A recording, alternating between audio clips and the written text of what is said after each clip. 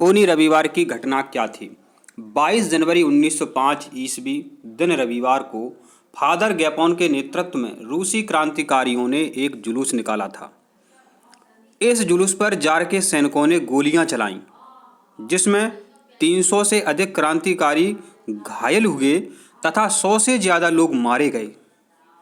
रविवार के दिन घटना होने के कारण इसे खूनी रविवार की घटना कहते हैं। तो बच्चों, आपने अच्छे से समझा कि 22 फरवरी 1905 ईस्वी दिन रविवार को फादर गैपोन के नेतृत्व में रूसी क्रांतिकारियों ने एक जुलूस निकाला। इस जुलूस पर जार के सैनिकों ने गोलियां चलाईं, जिसमें 300 से अधिक क्रांतिकारी घायल हुए तथा 100 से ज्यादा लोग मारे गए। रविवार के दिन घटना होने के कारण इसे खूनी रविवार की घटना कहते हैं। आपका अगला प्रश्न है, 1917 में रूस में जार का शासन क्यों खत्म हो गया? 1917 में रूस में जार का शासन क्यों खत्म हो गया? रूस में जार का शासन खत्म होने के प्रमुख कारण इस प्रकार हैं। इसने कुछ ऐसा काम तो किया होगा, अत्याचार किए होंगे, इसलिए इसका शासन समाप्त हो गया, खत्म हो गया, इसको अपनी गद्दी छोड़नी पड़ी।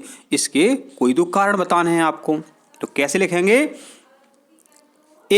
नंबर 1, 7 मार्च 1917 के दिन भूखे प्यासे और ठंड से कपकपाते निर्धन गरीब श्रमिकों ने पेट्रोग्राद की सड़कों पर जुलूस निकाला था और भूख लगने पर सड़क के किनारे बने होटल में घुसकर भोजन किया तथा बाहर निकलकर रोटी के नारे लगाते हुए सड़क पर घूमने लगे।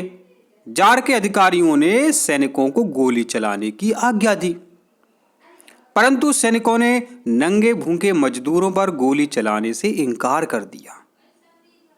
इस प्रकार क्रांति का सूत्रपात सेना के असहयोग आंदोलन से शुरू हो गया। बच्चों, आपने ये समझा, देखो गरीब किसान थे, उनके पास काम था नहीं, तो बेचारे पेट्रोग्राद की सड़कों पर घूम रहे थे, जुलूस निकाल रहे थे। अब भूख लगेगी तो क्या होगा, पैसे तो है ही नहीं, तो वो ज़बरदस्ती होटल में घुस गए और खाना खा लिया उन्होंने। तो अब जार जो था राजा, अपने अधिकारियों से कहा ऐसे लोगों पर गोलियां चलाओ जो बिना पैसों के भोजन कर रहे। अब जो सैनिक होते कौन होते हैं? आप में से हमसे ही बनते हैं, आप बनते हो, हम बनते, गरीब लोग ही बनते हैं। नौकरी कौन करते हैं? गरीब लोग करते हैं। तो उन सैनिकों ने मना कर दिया। तो अब इससे क्या हुआ?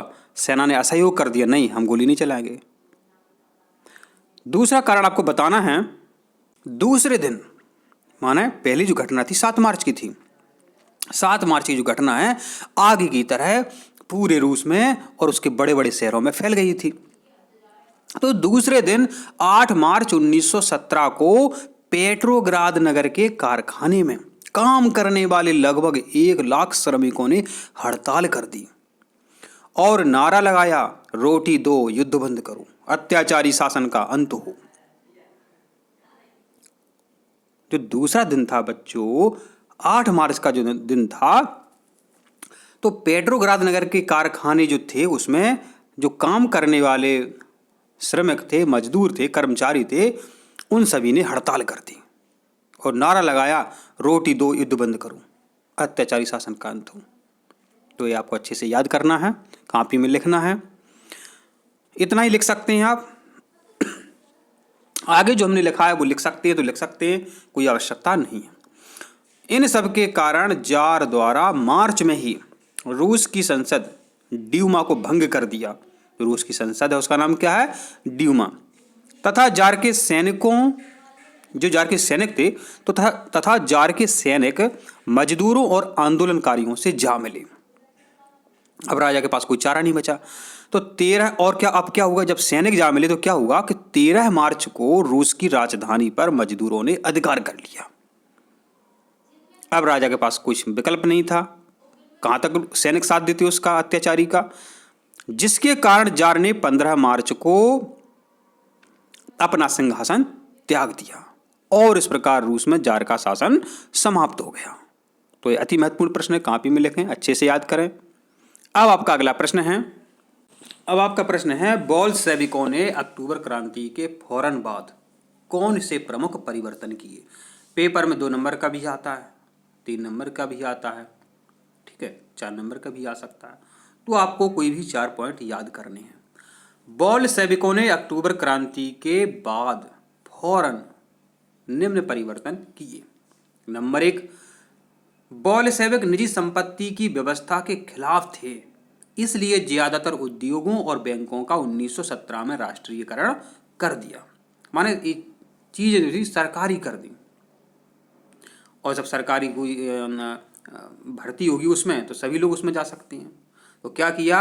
बोल्शेविक निजी संपत्ति की व्यवस्था के खिलाफ थे, इसलिए ज्यादातर उद्योगों और बैंकों का 1917 में राष्ट्रीयकरण कर दिया। नंबर 2 क्या है?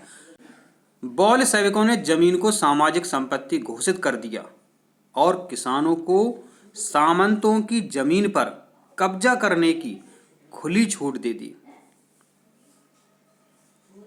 बोल्शेविकों ने क्या किया कि जमीन को सामाजिक संपत्ति घोषित कर दिया और किसानों को सामंतों की जमीन पर कब्जा करने की खुली छूट दे दी।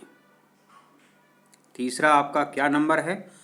शहरों में बोल्शेविकों ने मकान मालिकों के लिए पर्याप्त हिस्सा छोड़कर उनके बड़े बड़े मकान के छोटे हिस्से कर दिए, ताकि बेघर जरूरतमंद लोगों को भी रहने के लिए जगह मिल जाए।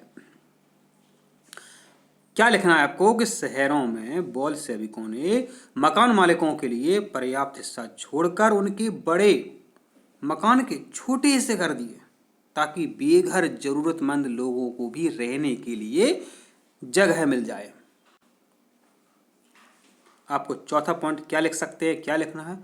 बोल्शेविक पार्टी का नाम बदलकर रूसी कम्युनिस्ट पार्टी रख दिया। बोल्शेविक पार्टी का नाम बदलकर रूसी कम्युनिस्ट पार्टी रख दिया।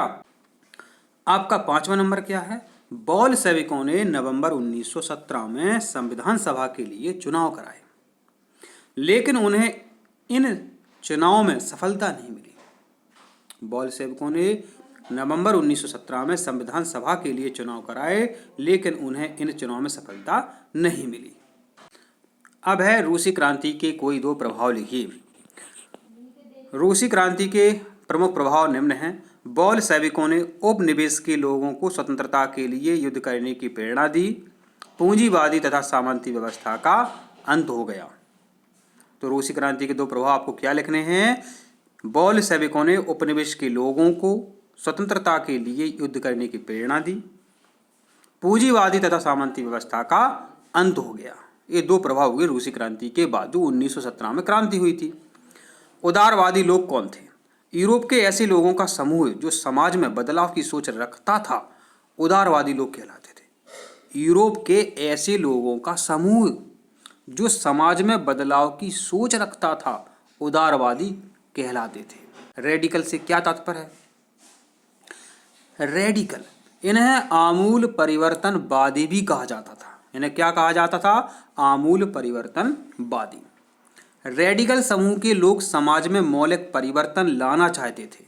वह ऐसी सरकार चाहते थे कि देश की आबादी की बहुमत के समर्थन पर बनी हो। वह कैसी सरकार चाहते थे? वो ऐसी सरकार चाहते थे जो देश की आबादी की बहुमत के समर्थन पर बनी हो। यह समूह बड़े बड़े जमींदारों एवं उद्योगपतियों के विशेष अधिकारों के खिलाफ थे। मैंने किसी को कोई विशेष अधिकार दिया है तो गलत है, सभी समान है।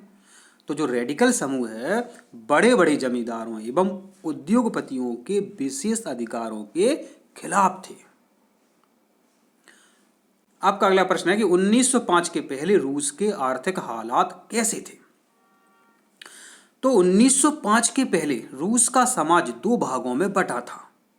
एक वह समाज जिसके पास विशेष अधिकार थे तथा दूसरा समाज जिसके पास अधिकारों की कमी थी। तो 1905 के पहले रूस के आर्थिक हालात कैसे थे? 1905 के पहले रूस का समाज 2 भागों में बटा था। एक वह समाज जिसके पास विशेष अधिकार थे तथा दूसरा समूह या समाज जिसके पास अधिकारों की कमी थी। तो यह अति महत्वपूर्ण प्रश्न है। आप फियर रजिस्टर में लिखें और याद करें।